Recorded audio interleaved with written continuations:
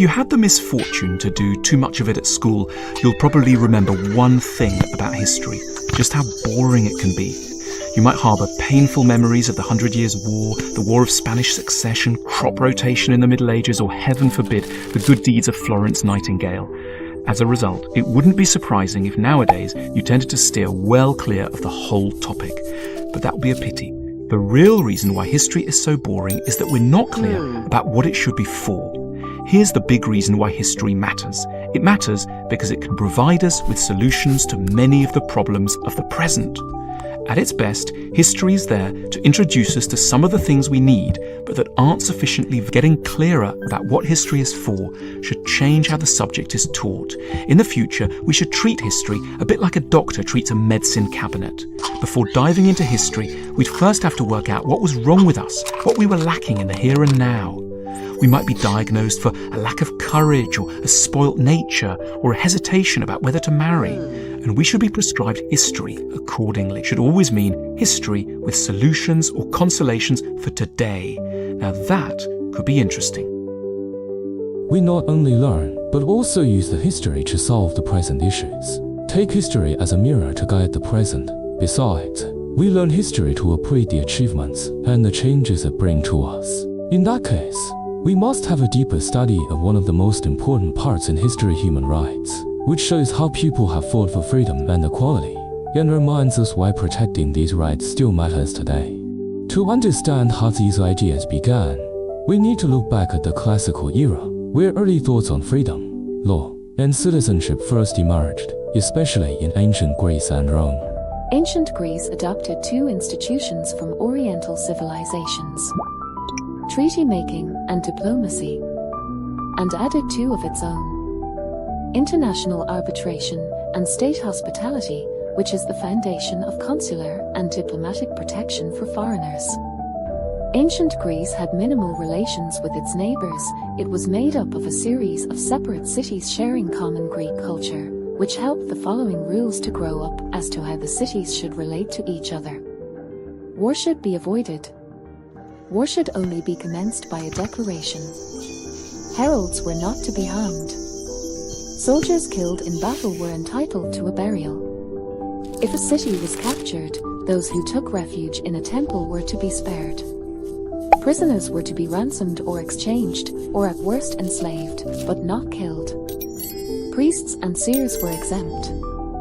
Although the Greeks considered those rules a religious duty and not laws, they were rules for the proper conduct of relations generally followed between Greek cities. While the Greeks did not have the concept of a state in the modern sense, their usage of the term polis, to describe the political organization of cities, comes close to the contemporary understanding of the concept of state in international law.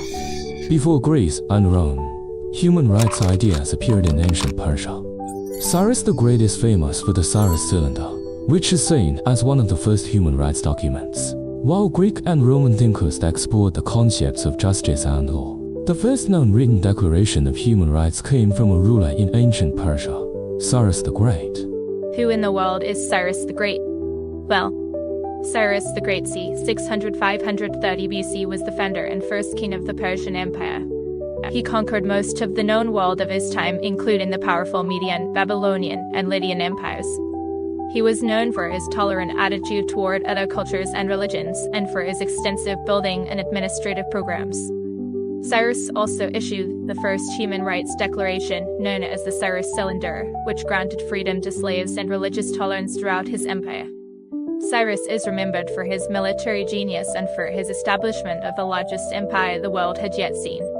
He was a great strategist and diplomat, and his succession of military conquests helped to create an empire that spanned from the Mediterranean Sea to the Indus Valley. He was also a great patron of the arts and sciences, and he encouraged the development of literature and philosophy in the Persian Empire. Cyrus's legacy is still alive today. His policies of religious tolerance and respect for cultural diversity are still valued by modern-day leaders and citizens alike. He is also remembered for his great achievements in military strategy and government administration. In addition, his policy of granting rights to slaves and other oppressed people laid the foundation for the development of democracy and human rights in the West. Just as Cyrus the Great Cylinder laid an early foundation for principles of justice and religious tolerance, the Medina Charter continued this legacy by establishing a pluralistic and cooperative framework for governance among diverse communities. In the year 622 CE, a city was on the edge of conflict. Medina, home to different tribes and religions, was in need of unity. Then came a revolutionary document, the Constitution of Medina.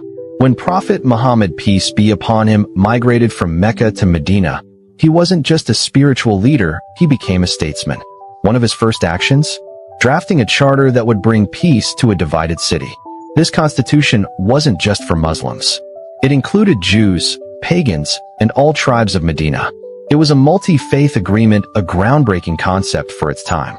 The charter guaranteed freedom of religion, mutual defense, and justice for all. It declared that all groups formed one nation, Ummah Wahida, despite differences in faith.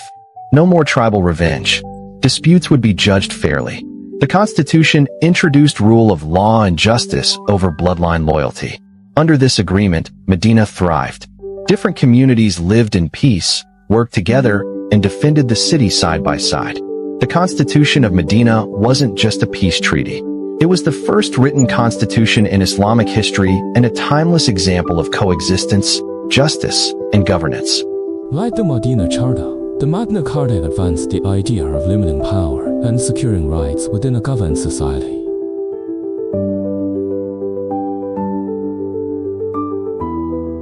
It was issued by an English king and was written on parchment made from sheepskin. So how did a document published over 800 years ago influence the U.S. Constitution? In 1215, things weren't looking good for King John of England. After losing a brutal war and lots of land to King Philip II of France, his reputation as a military leader was in tatters, and many of his subjects were angered by rising taxes that he imposed, which they couldn't afford to pay. As a result, the threat of rebellion was real.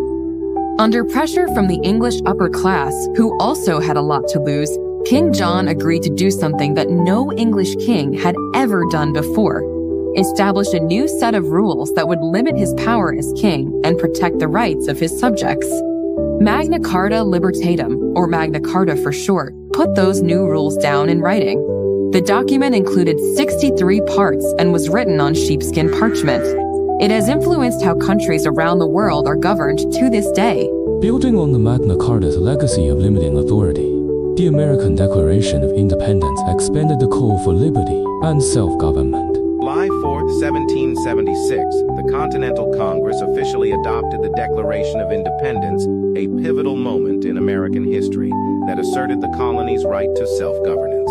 Written primarily by Thomas Jefferson, the Declaration articulated the colony's grievances against British rule and outlined the fundamental principles of individual rights and government accountability. The Declaration famously begins with the words, "We hold these truths to be self-evident, that all men are created equal," emphasizing the belief in equality and natural rights. The adoption of the Declaration not only marked the birth of a new nation, but also inspired future movements for freedom and democracy around the world. Inspired by the American Declaration of Independence, the Declaration of the Rights of Man and Citizen echoed its principles of liberty, equality, and the rights of individuals. In 1789, revolutionaries wrote a new vision for humanity, the Declaration of the Rights of Man and of the Citizen.